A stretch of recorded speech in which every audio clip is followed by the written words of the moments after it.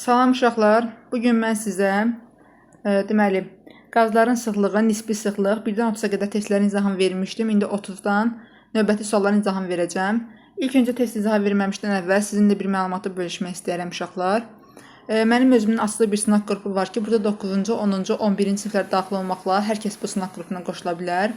Sınaq qrupumuzda həftədə 3 dəfə daxil olmaqla sınaqlar yönləndirəcəm və bu sınaqları siz müəyyən bir vaxt içərisində işləyəcəksiniz. Sonra mən o sınaq qrupuna həmin bu sınaqların doğru variantlarını qeyd edəcəm, atacağım. Orada siz doğru variantları və düzgün variantları, yanlış variantları, bilmədiklərinizi hamısını qeyd edirsiniz və mən orada deməli qaliblərin adlarını 1-ci, 2-ci, 3-cü yer olmaqla onların adları qeyd olunacaq. Sizin burada bilmədiyiniz suallar ola bilər ki, bu suallarda mən həmin o sınağın ümumiyyətlə izahını verəcəm, video kaydı alacağım və o sınaq qrupuna yönləndirəcəm. Yanlış yazdığınız, səhv oldu və yaxud da ciddi şübhələndiyiniz, ümumiyyətlə heç məlumatınız olmadığı sualların orada doğru variantlarını, doğru izahlarından öyrənmiş olacaqsınız. İndi gəlin uşaqlar 31-ci suala baxaq. Deyir ki, tərkibində eyni mol sayda hidrogen, azot və enol qazları. Hidrogen qazı, azot qazı və enol qazı. Deyir ki, eyni mol sayda. Bura yazıram A mol, A mol və A mol. Deyir, bu qarşılıqda NO-nun kütlə payını hesablayın. Omega NO. Bunu soruşur, kütlə payını. Yazacaqsınız ki, omega NO bərabərdir. Uşaqlar, NO-nun kütlə payı hesablamaqdan ötürü necə eləyəcəksiniz? NO-nun qiymətini sürətdə yazırsınız. Məxrəcdə ümumi qarşılan kütləsini yazırsınız. Vurursunuz 100%. NO verib 30-dur. Amma bizdə A mol sayda NO var. Ona görə yazacaqsınız 30 vurulsun A. Bölünsün ümumi. 2A, hidrogen 2A'dır. Azot 28A'dır. NO da ki 30A'dır. Və vuracaqsınız 100%. Buradan hesablayacaqsınız ki 30A bölünsün 60A vurulsun 100%. Və o da olacaq 50%. Yəni bu asan bir sualdır. 31'də olur C variantı. Gəlin uşaqlar baxaq 32-ci sualı. Deyir hidrogen və xlor qazları.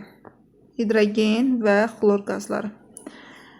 Hansı həcm nisbətində götürmək lazımdır ki, onların molekullarının sayı eyni olsun? Uşaqlar, mən sizə demişəm ki, həcmdir, molekullar sayıdır. Bunlar eyni şeydir, yəni eyni anlayışdır. Mol, həcm, molekul sayı. İndi bizə molekul sayı 2 bölünsün 7 kimi veribsə, onda onun həcm nisbəti də 2 bölünsün 7 kimi olmuş olacaq. İndi gəlin 33-cü suala baxaq. 33-cü sualda deyir ki, normal şəraitdə hidrogen və azot qazlarını hansı həcm nisbətində götürmək lazımdır ki, kütlələri bərabər olsun? Demək, hidrogen qazı deyir, bir də azot qazı deyir. Deyir, hansı həcm nisbətində götürməsin? Yəni, bu əvvəllərinə nə yazmalısan ki, bunun kütlələri eyni olsun? Deyirəm, gəlin birinci normalda baxaq görə, hidrogen qazının kütləsi nə qədər? Deyirsiniz 2. Azot qazının kütləsi də ki, hesablayırıq 28. Eyni kütləyə getirə bilərəm hər ikisini 28-ə. Düzdürmü? 2-ni 28-ə getirməkdən ötürü 14-ə vurmağım lazımdır. Ona görə hidrogen əvvəlində mol yazıram 14. Biz də bilirik ki, mol, baxın burada yenə qeyd edirəm. Həcm, molekul sayı, bunlar eynidir. Eyni şeydir. Molekul sayı. Buradan da azotun üçün əvvəldə yazıram 1. Bizə indi hidrogen və azot qazlarının həcm nisbətini soruşurdu. Deməli, bu 14-ün 1 nisbətindədir. Doğru variant olacaq 33-də C variantı. Gəlin uşaqlar baxaq 34-cü suala. 34-cü sualda deyir ki, X və Y maddələrin molyar kütlələri arasındakı münasibət hansı halda doğrudur? Nü bərabərdir uşaqlar? Maddənin molyar kütləsi ilə arasındakı asılıq hansı idi? Nü bərabərdir kiçik M bölünsün böyük M. İndi baxın, bizə qrafikdə kiçik M-in qiymətini verib, nüyün də qiymətini verib. Nə yoxdur? Böyük M yoxdur. Böyük M bərabərdir kiçik M bölünsün nü düsturu ilə hesablanır. İndi biz bu böyük M-i bir X üçün hesablayacağıq, bir də Y üçün hesablayacağıq. X üçün uşaqlar, neçə verib kütləni? 60. 60-ı böləcəksiniz, mol neçədir? N. Y üçün də yazacaqsınız 20 bölünsün N. İndi X-in Y-dən neçə dəfə çox olduğunu görürük? 3 dəfə. Onda yazacaqsınız ki, MX bərabərdir 3 MY şəklində. Deməli, doğru variantımız olacaq C variantı. Gəlin uşaqlar, baxaq 35-ci suala. 35-ci sualda bizə X və Y qazlarının sıxları arasındakı münasibətin hansı halda doğru olduğunu soruşur. Dedik ki, baxın, bizə kütlə verib, kiçik M verib, bir də mol verib. Bundan asılı olan düsturu nü bərabərdir, kiçik M bölünsün böyük M-dir. Buradan deyirəm ki, böyük M bərabərdir, kiçik M bölünsün nü şəklində olmuş olacaq. Bir böyük M-i X maddəsi üçün hesablayıram, bir də Y maddəsi üçün hesablayıram. Və sonra müqayisə edəcəm. Böyük M X maddəsi üçün deyirəm ki 32 bölünsün N şəklindədir. Y maddəsi üçün də deyirik 8 bölünsün N şəklindədir. Deməli, mollar kütlə X deyirik ki, mollar kütlə Y-dən 4 dəfə böyükdür. Biz bunu belə yazdıq. Amma bizdən nəyi soruşur? Onun sıxlıqları. Biz də demişik ki, sıxlıq mollar kütlə ilə düz mütənasibdir. Əgər ki, X-in mollar kütləsi Y-in mollar kütləsindən 4 dəfə böyükdürsə, deməli, X-in sıxlığı Y-in sıxlığından da 4 dəfə böyük olmuş olacaq. Çünki düz mütənasibdir. Doğru variantımız onda olacaq 35-də C variantı. Gəlin uşaqlar, baxağın 36-cı sualı. 36-cı sualda bizə deyir ki, X, Y və Z maddələrinin mollar kütlələri arasındakı münasibət.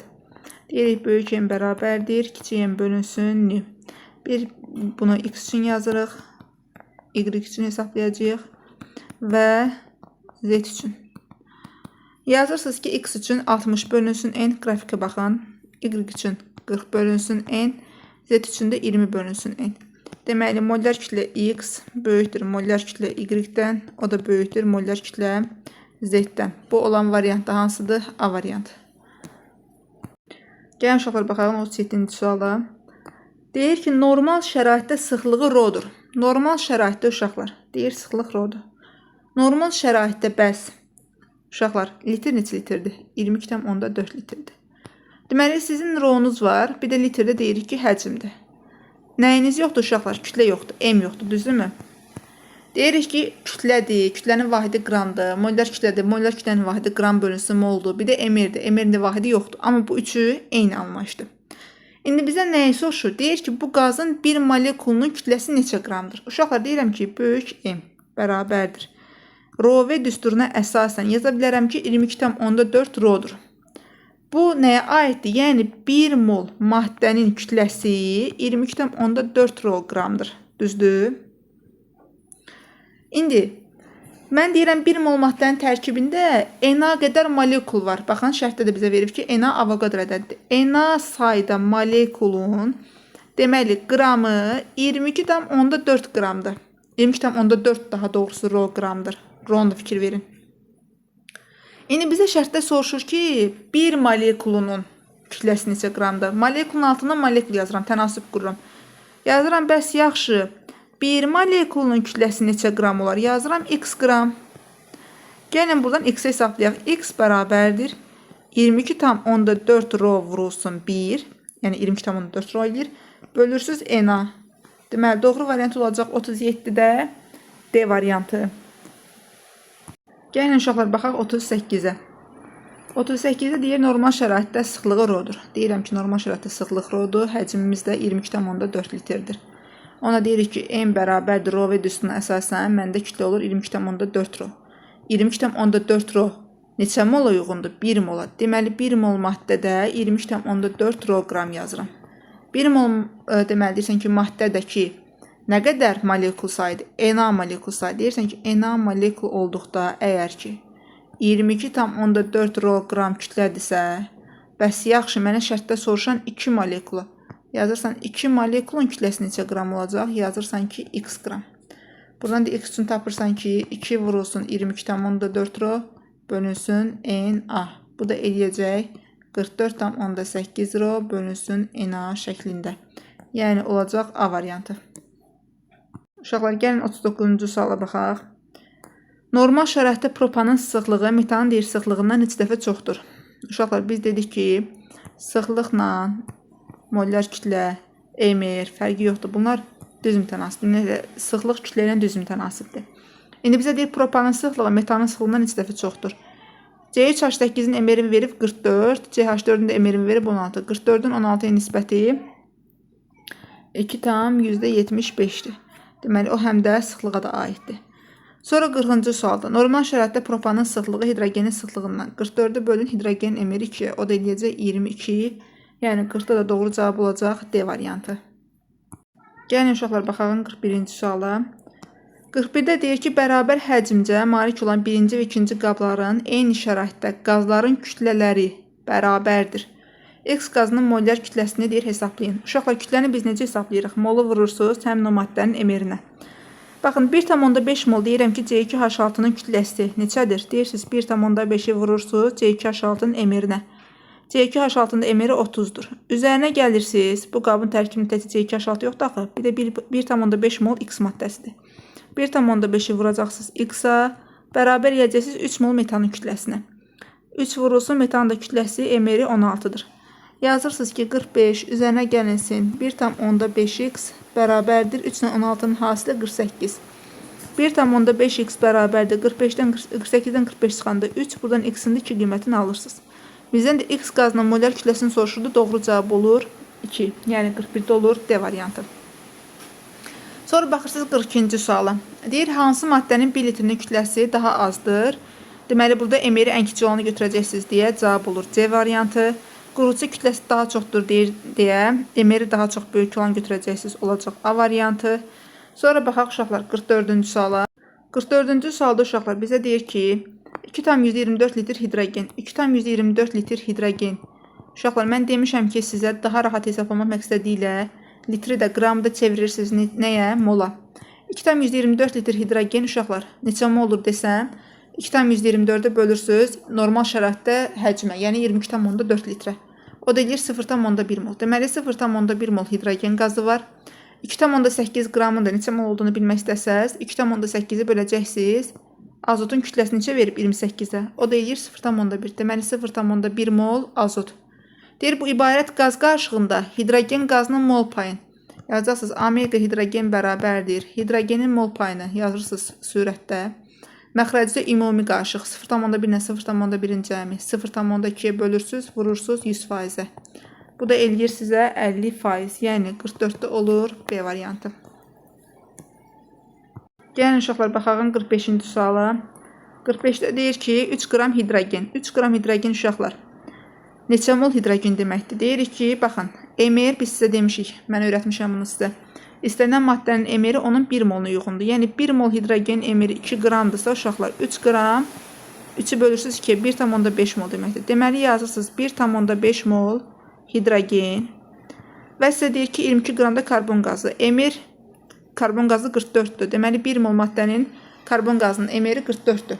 Onda 22 qram olacaq 0,5 mol. Deməli 0,5 molda yazırsınız ki karbon qazının ibarət qaz qarışığının deyir tərkibinin mol payına. Bir hidrogen üçün mol payını soruşur, bir də karbon qazı üçün mol payını soruşur. Hidrogen üçün mol payını tapanda hidrogenin molunu yazırsınız sürətdə, yəni 1,5 yazırsınız sürətdə. Məxrəcdə ümumi qarışıq yazırsınız. 1,5 ilə 0,5-in cəmi 2, vurulsun 100%. Bu eləyir 75%. Karbon qazı üçün də ayrılıqda hesablaya bilərsiniz və yaxud da ümumi bir şey bilirsiniz ki 100%-dir. Əgər onun 75% hidrogendirsə, onda 25% neçə olacaq karbon qazı? Belə də hesablaya bilərsiniz daha rahat. Cavab olur 45-də Y variantı. Gəlin uşaqlar, baxağın 46-cı suala. 46-cı sualda deyir 5,6 litr. 5,6 litr CH4 uşaqlar nə qədər deməkdir?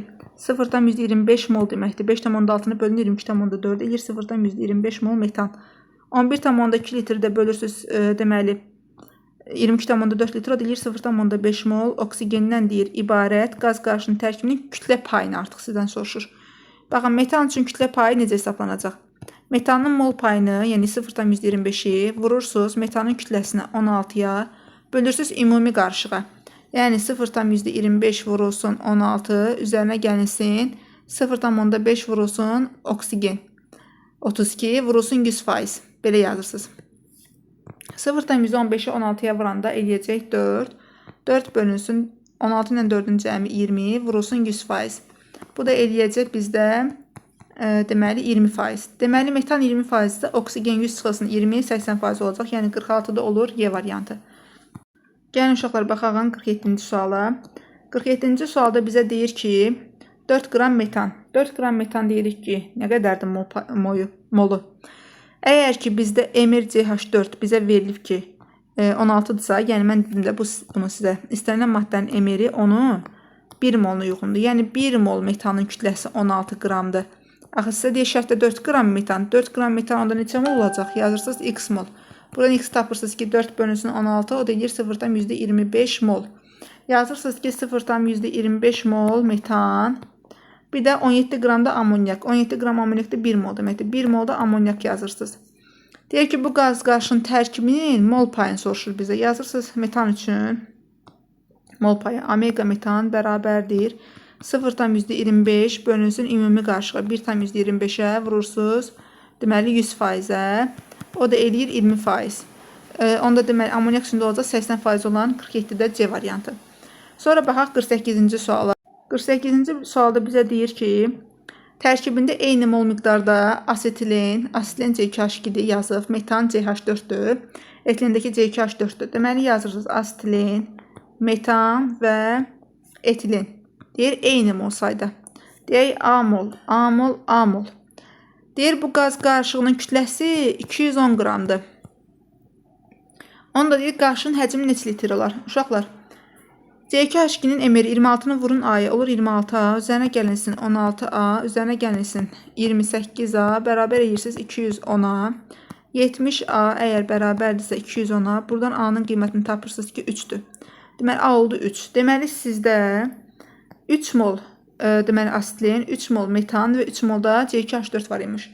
İndi bu qarışığın həcmi neçə litrdir? Ümumi qarşınızda 3, 6, 9 moldur. 9 molun neçə litr olduğunu bizdən soruşur. X litr. Mən deyirəm, yaxşı, 9 molumuz X litrdirsə, bəs 1 molda ki, mən nəzəriyyədən bilirəm, 23,4 litrdir. Onda X bərabərdir, 9 vurulsun, 23,4, o da eləyəcək 134,4. Yəni, olacaq D variantı. Gəlin uşaqlar, baxalım 49-cu suala. 49-cu sual deyir, tərkibində eyni mol miqdarda metan, oksigen və kükürt dioksid. Yəni, eyni mol miqdardır. A. Bu qaz qarışığının kütləsi deyir ki, 224 qramdır. Qarışığın həcmi neçə litr olar? 16A üzərinə gəlinsin 32A, üzərinə gəlinsin SO2 64A, bərabər edəcəksiniz 224-ə. 112A bərabərdir 224-ə. Buradan A-nın qiymətini hesabladınız ki, 2-dir. Deməli, sizdə 2 mol metan, 2 mol oksigen və 2 mol da SO2 var. İndi bizə nə deyir? Deyir, qarışığın həcmi. Ümumi qarşıda 2, 4, 6 mol görürəm. Bu 6 mol neçə litrdir? Bilmirəm, yazıram bir X litr. Bəs yaxşı, 1 molumuzda yazıram ki, neçə litrdir? 22,4 litrdir. Buradan X-i tapıram ki, 6 vurulsun 23,4, o da edir 134,4. Yəni, cavab olur 49-da D variantı. Gəlin uşaqlar, baxaqın 50-ci suala. 50-ci sualda bizə deyir ki, normal şəraitdə bərabər həcmdə götürülmüş azot və karbon qazından ibarət qarışıq. Azot var, bir də karbon qaz var. Bərabər həcm deyir, yəni bərabər mol. A.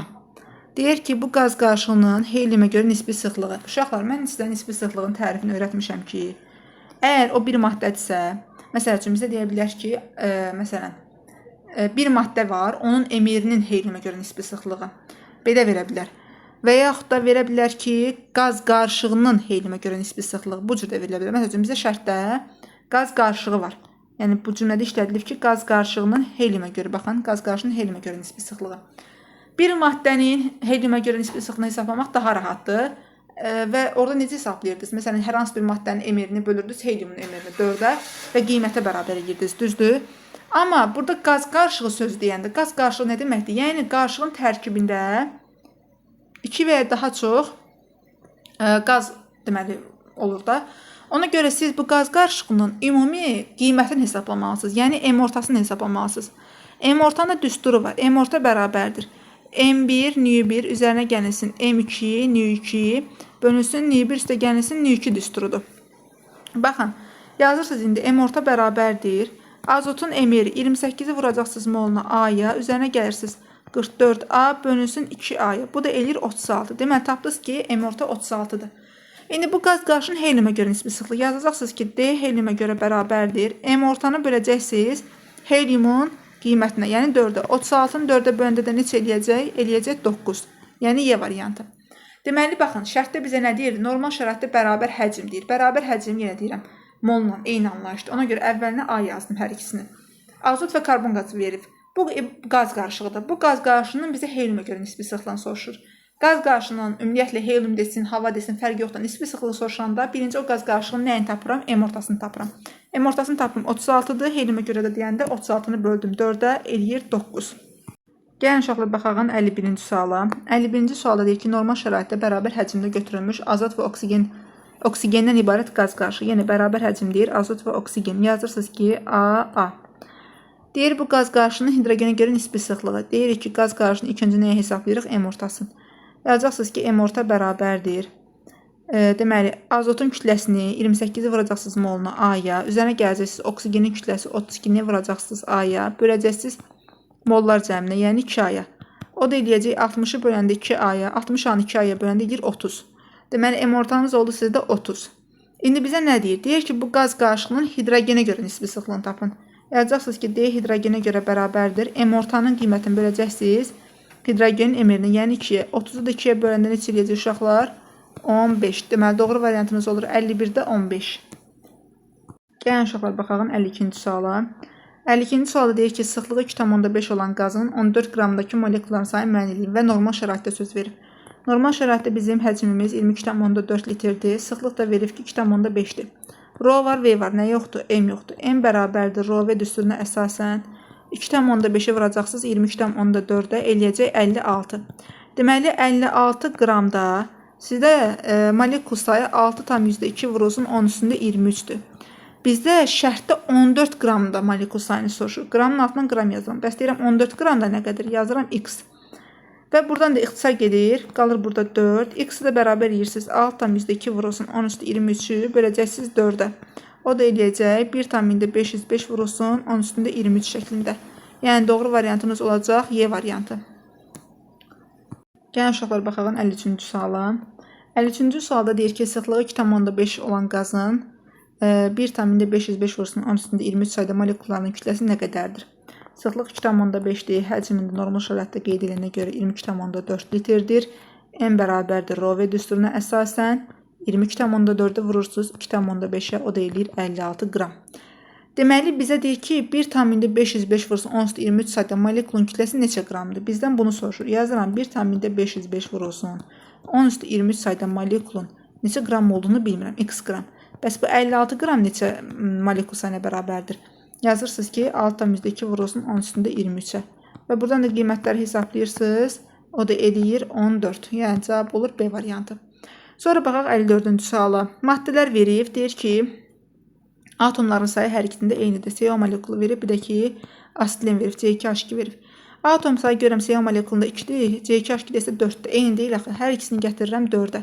Ona görə bunu əvvəlinə 2 yazıram. Bunu da əvvəlinə 1 yazıram. Və bizdən də CO-nun molu ilə C2H2-nin mol nisbətini soruşur. Da olur 2-nin 1 nisbətində, yəni Y variantı. Baxın, 55-ci sualda eynidir. Karbon qazında atom sayı karbondan 1 dənə, oksigenindən 2 dənə, 3 dənədir. C2H4-də də atom sayı 6 dənədir. İndi atom sayının bizdə eyni olmasını istəyir. Deməli, mən hər iki tərəfi atom sayının 6 eləməkdən ötürü karbon qazının əvvəlinə əmsal 2 yazaram. C2H4-ün də əvvəlinə əmsal 1 yazaram. Mən də demişəm əmsal, mol, bunlar eyni şeydir. Bizdən də karbon qazının molun C2H4-ün moluna bölməyimizi istəyir. Yəni, bu da olacaq 2-nin 1 nisbətində, yəni olur A variantı. Hələlik uşaqlar bu qədər. Sağ olun.